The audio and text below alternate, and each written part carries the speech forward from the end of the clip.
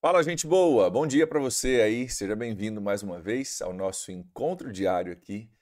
Não comigo, mas com a sabedoria de Deus representada na Bíblia. Estamos aprendendo cada vez mais, cada dia mais, e nós vamos chegando próximo aqui ao final do capítulo 8 de Provérbios, onde nós vamos mais uma vez falar sobre a nossa busca pela sabedoria. A gente tem falado sobre isso um pouquinho, que existe uma intencionalidade.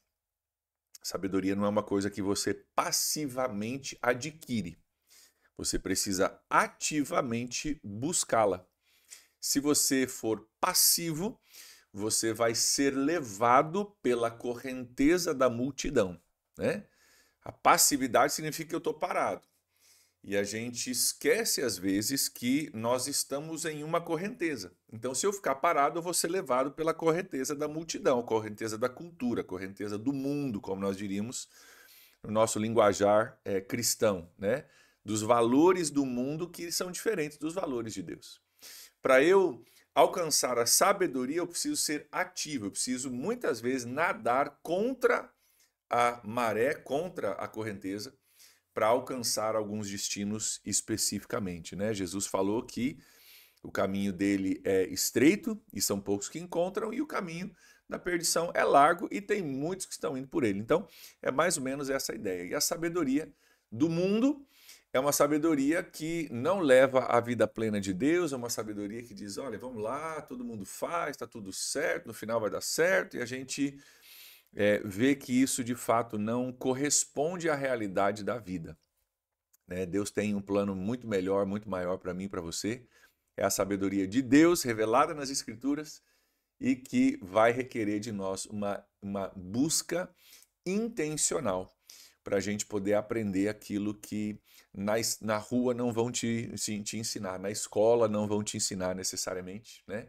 Mas que a palavra de Deus traz luz para a gente poder caminhar nesse caminho. Eu quero olhar contigo hoje o versículo 34 do capítulo 8, onde nós vamos ver numa curta frase que, como muitos provérbios, né, em poucas palavras encapsula um sentido muito mais profundo do que talvez a gente perceba numa leitura casual.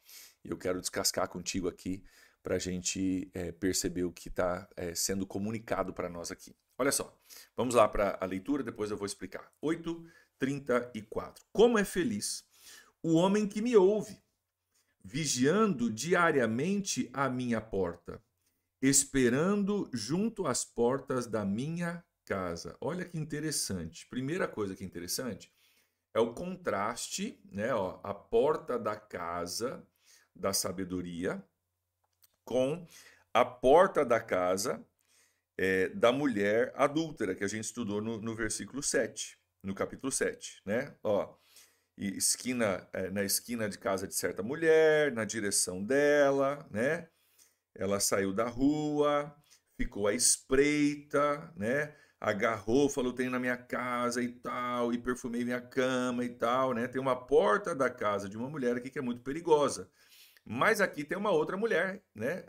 Simbolicamente, né? O antropomorfismo, como a gente tem falado, que é essa sabedoria.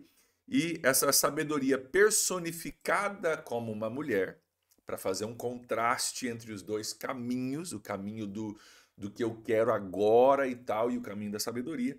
Essa mulher diz: cara, também você pode chegar na porta da minha casa, mas é outro convite e é diferente. Vamos ler de novo. Como é feliz o homem que me ouve. Aqui coloca a sabedoria numa posição. Se a sabedoria vai ser ouvida, significa que ela está ensinando alguma coisa. Não é um convite imoral como o do capítulo 7. É um convite para vir à minha casa também, mas não para cometer imoralidades. É para ouvir. E se tem alguém me ouvindo, é porque eu estou ensinando. E os estudiosos falam que esse versículo, nós vamos ver já já, ele na verdade traz um simbolismo forte de que essa mulher sabedoria, essa personificação da mulher da sabedoria como mulher, também traz nesse versículo a personificação de uma professora, que naquela época receberia alunos na sua casa para ensiná-los. né? Não é uma sala de aula formal como a gente tem hoje, não existia isso, né? Na época, salas de aula como a gente pensa hoje, mas o ensino era feito em casa. E ela diz, cara, você pode chegar na porta da minha casa, pois olha, como é feliz o homem que me ouve, vigiando diariamente a minha porta e esperando junto às portas da minha casa. Quero que você note, vigiando e esperando.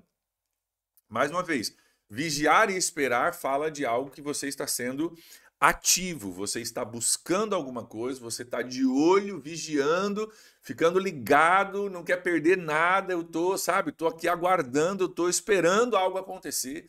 Então, ele ouve, ele vigia, só que nota como que ele vigia. Vigia, olha aqui. Vigiando o quê? Diariamente a minha porta. Vigiando diariamente a minha porta. Por quê, gente? Sabedoria é uma coisa que a gente leva para o nosso dia a dia.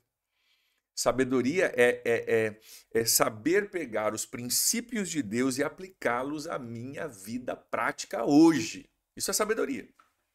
Sabedoria é compreender os princípios de Deus e ter a capacidade de aplicá-los àquilo que eu estou enfrentando agora, a conversa que eu vou ter daqui a pouco, a reunião que não sei o quê, a decisão que eu vou tomar, o meu cuidado com meus filhos hoje, meu trato com a minha esposa, isso é sabedoria, pegar os princípios de Deus e aplicar a hoje. Ou seja, é dia a dia, é diário.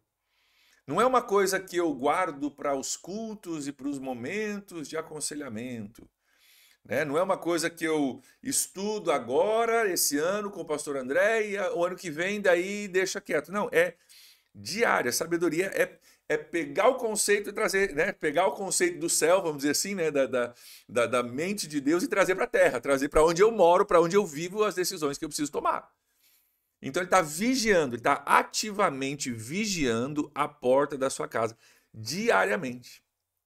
Diariamente ele fica ali, porque nós precisamos voltar diariamente aos princípios da Escritura, à sabedoria de Deus, para vivermos uma vida bem-sucedida. É a gente entender que o meu destino é composto das somatórias das decisões diárias que eu tomo. O meu destino é composto da somatória das decisões diárias que eu tomo. Então, as decisões de hoje fazem diferença. Talvez não sejam, como é que eu vou dizer? Tá me fugindo a palavra aqui, mas talvez uma decisão de hoje você não vá afetar o resto da sua vida, mas ela tem um efeito, né, cumulativo para o bem ou para o mal na sua vida. Então, é vigiar diariamente a porta dessa mulher que nós estamos ouvindo, porque ela está nos ensinando. Ela é uma professora, a sabedoria é uma professora, e a ideia é que diariamente a gente esteja ligado, vigiando, de olho, olhando para ver o que a sabedoria me diria sobre hoje, o que a sabedoria me diria sobre a conversa que eu preciso ter com aquela pessoa, o que a sabedoria me diria sobre as minhas atitudes e decisões que eu estou tomando hoje, para que eu possa viver uma vida a longo prazo que seja uma vida de sucesso. Mas não termina aí o versículo, vamos mais um pouquinho. Esperando junto às portas da minha casa. Esperando junto às portas da minha casa. Aqui eu tenho duas aplicações para nós, uma mais imediata e uma que eu acho que dá para a gente tirar dessa frase. Esperando junto às portas da minha casa, eu olhando aqui alguns estudiosos, eles sugeriram que há uma imagem aqui de crianças vindo para uma professora ou crianças indo para uma escola, vamos pôr no nosso contexto de hoje de escola, que chegaram para as aulas e a porta não se abriu ainda. Então elas estão o quê? Elas estão esperando a porta se abrir para entrar e aprender. Essa é a ideia, esperando junto às portas da minha casa. Ou seja, que a gente vai diariamente, assim como uma criança vai todo dia útil para a escola, né, e vai lá e tem uma rotina, que nós possamos também nos apresentarmos à sabedoria diariamente E nessa ideia, né, de esperando que ela abra suas portas para um momento de ensino, mas a gente se apresenta diariamente. Mais uma vez aparece aqui essa intencionalidade. Eu estou vigiando, ou seja, estou de olho, cara, não vai passar nada, estou ligado no que está acontecendo. Segundo, eu me apresento a ela todos os dias, espero que ela abra as portas dentro dessa analogia, né, da sabedoria como uma mulher. É só para a gente o autor usa a mulher como uma sabedoria como mulher para a gente poder entender como se relacionar com a sabedoria, né? Então, uma das coisas, fica de olho nela diariamente. Segunda coisa, se apresente a ela diariamente, espere a sabedoria abrir as portas do ensino, do que ela quer te contar para você, mas esteja na porta. Quando ela abrir a porta, esteja lá, né? Em vez de ela tá abrindo as portas, né, e querendo ensinar e você não tá lá. Que é o que acontece, se não me engano, no capítulo 6, né? Capítulo 6 ou 5. A sabedoria fala, cara, eu tô nas ruas, tô clamando, tô pedindo, No capítulo 8 acontece também, né? Ela tá clamando, vocês inexperientes adquiram prudência, versículo 4 do capítulo 8. Vocês tolos, tenham bom senso, ouçam, eu tenho coisas importantes para dizer, versículo 6. Os meus lábios vão falar o que é certo. Ela está clamando, está dizendo, ó, alunos, a aula começou, vambora. Vambora, as portas estão abertas, a aula começou, bateu o sino, vamos para frente. E qual que é o meu papel e o seu papel? Nos apresentarmos para a aula a qual nós já fomos convidados. Então vamos de novo? Como é feliz o homem que me ouve, porque ela está ensinando, vigiando, atento, diariamente na minha porta. É eu que vou para a porta dela, ok? É eu que busco a sabedoria.